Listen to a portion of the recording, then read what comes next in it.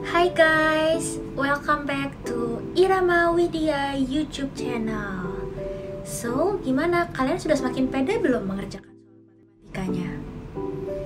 Biar kita bisa bantu kamu lagi, yuk tulisin soal-soalnya di kolom komentar di bawah ini, supaya kita bisa membahasnya di konten berikutnya.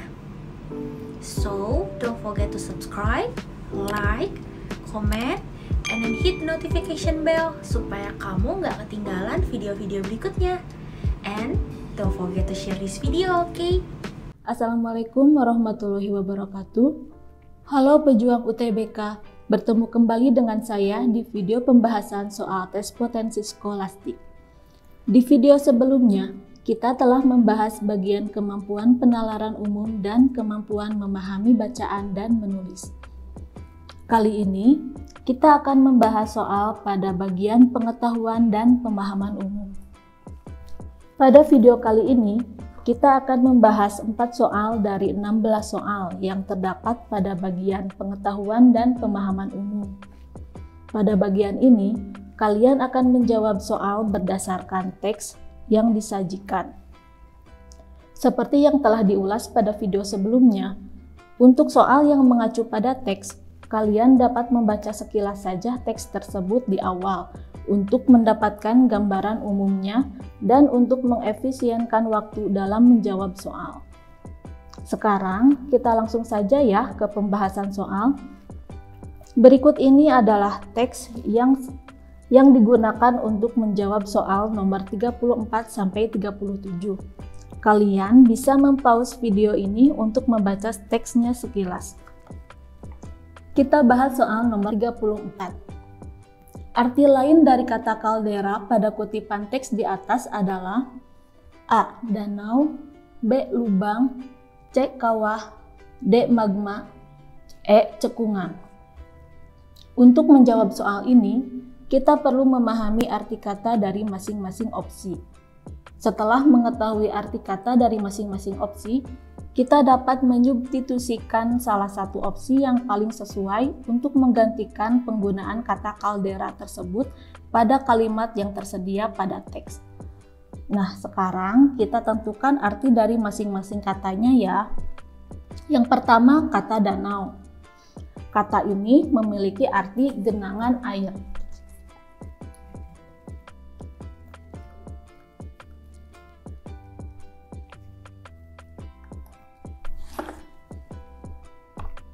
Lalu kata lubang yang memiliki arti lekuk di tanah.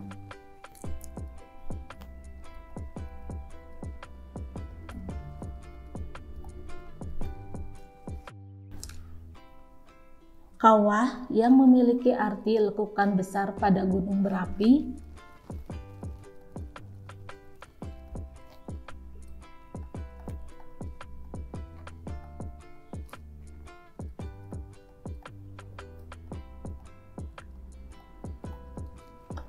Magma berarti lelehan batu.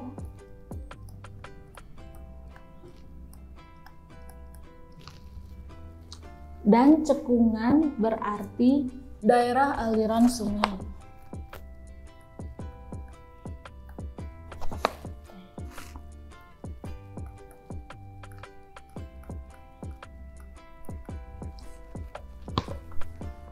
Nah, setelah kalian menentukan arti katanya, coba perhatikan kalimat pada paragraf 4. Letusan Toba membentuk kaldera raksasa dengan panjang 100 km dan lebar 30 km. Kata kaldera pada kalimat tersebut dapat kita ganti dengan kata kawah karena secara makna kalimat tersebut tetap padu. Jadi arti lain dari kaldera adalah C. Kawah. Kita lanjutkan dengan soal nomor 35. Pada teks tersebut, kata yang penulisannya tidak sesuai ejaan adalah A. Geologis, B. Vulkanis, C. Intensif, D. Super eruption, E. Pasca super erupsi.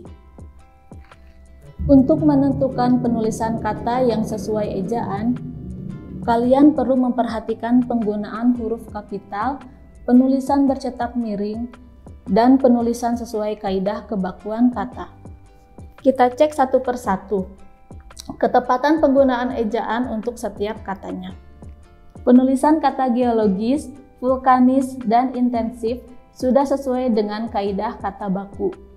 Kata ini juga sudah termasuk bahasa Indonesia, sehingga penulisannya tidak perlu dimiringkan. Di setiap kalimat pun penulisan hurufnya menggunakan huruf kecil, karena tidak berada di awal kalimat. Coba perhatikan kata-kata tersebut dalam kalimat pada teks.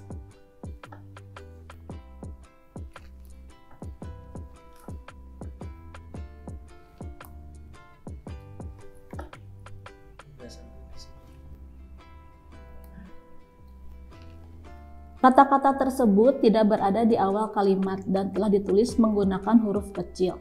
Jadi sudah jelas ya kalau kata-kata tersebut penulisannya sudah sesuai dengan ejaan. Berbeda dengan kata super eruption yang merupakan bahasa asing sehingga penulisannya harus dimiringkan. Namun pada kalimat ini penulisannya tidak dimiringkan.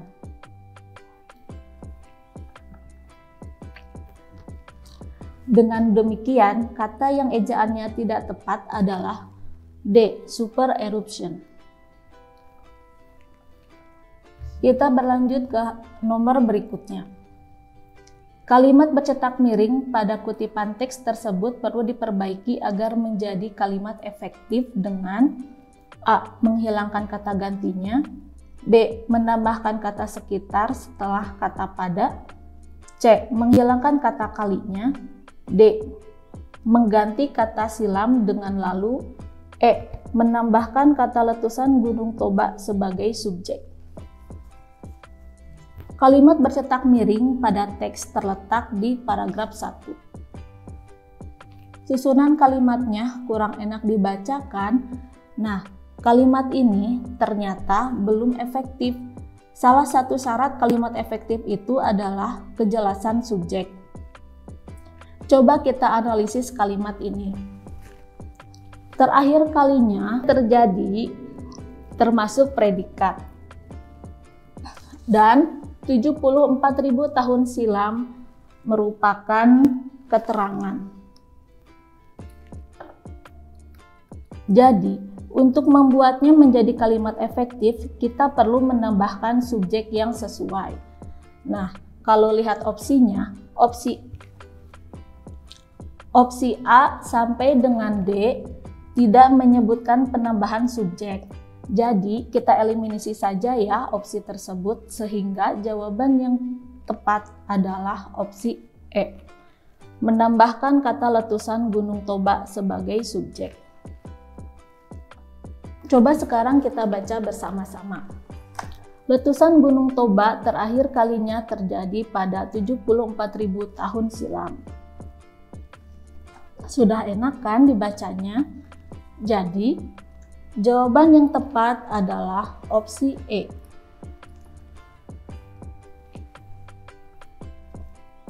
Sekarang kita bahas soal nomor 37. Pernyataan yang sesuai dengan isi teks tersebut adalah A. Abu vulkanis Gunung Toba pasca erupsi memengaruhi iklim di wilayah Indonesia saja. B. Letusan Gunung Toba merupakan letusan yang terjadi sebelum ada peradaban manusia. C. Letusan Gunung Toba merupakan letusan super dahsyat yang memengaruhi peradaban manusia. D.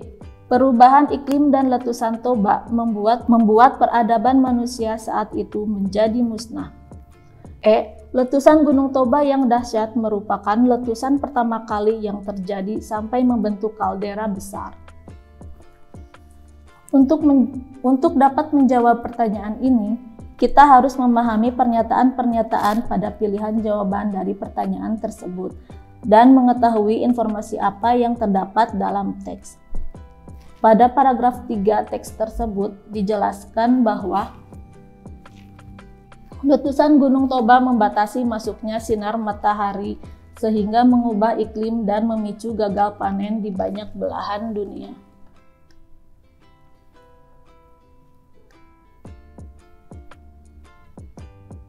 Informasi ini mematahkan pernyataan pada opsi A yang menyatakan bahwa abu vulkanis Gunung Toba pasca erupsi memengaruhi iklim di wilayah Indonesia saja. Nah, sekarang lihat opsi B. Kata kunci pernyataan ini adalah terjadi sebelum ada peradaban manusia. Kata kunci tersebut ternyata tidak sesuai dengan teks pada paragraf 3 karena pada paragraf tersebut dijelaskan bahwa manusia yang hidup di zaman itu mengalami kelaparan dan kematian. Secara tidak langsung, hal tersebut menunjukkan bahwa saat Gunung Toba meletus sudah ada peradaban manusia.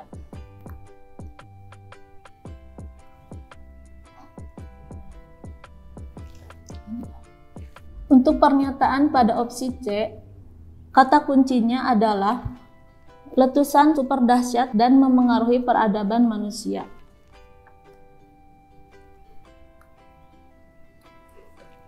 Hal ini sesuai dengan isi paragraf 3 yang menyatakan bahwa letusan tersebut mengubah iklim dunia, menyebabkan gagal panen, menyebabkan kelaparan dan kematian manusia. Dengan demikian, jawaban yang tepat adalah C.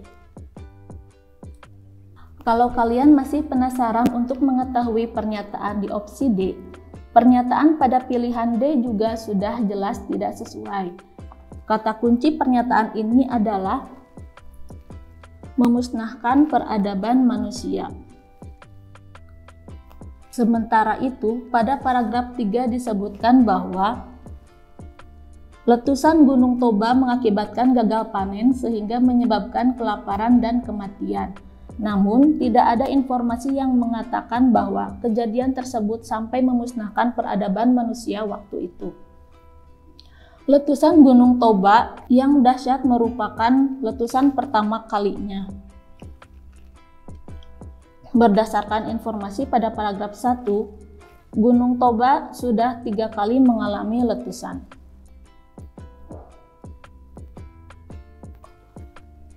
Dengan begitu, opsi E juga kurang tepat dengan isi teks. Itulah pembahasan soal tes potensi skolastik bagian pengetahuan dan pemahaman umum. Buat para pejuang UTBK, tetap semangat belajar ya. Terima kasih sudah menonton dan sampai bertemu di video selanjutnya. Wassalamualaikum warahmatullahi wabarakatuh. Well, pembahasan soalnya is super clear and easy. Pastinya kamu udah lebih paham dong mengerjakan soal-soal seperti ini. So, to let you guys understand better about the questions, jangan sampai ketinggalan nonton video berikutnya ya. And don't forget to subscribe, like, comment, and then hit notification bell supaya kamu gak ketinggalan nonton video berikutnya. So, see you guys in the next video. Bye-bye.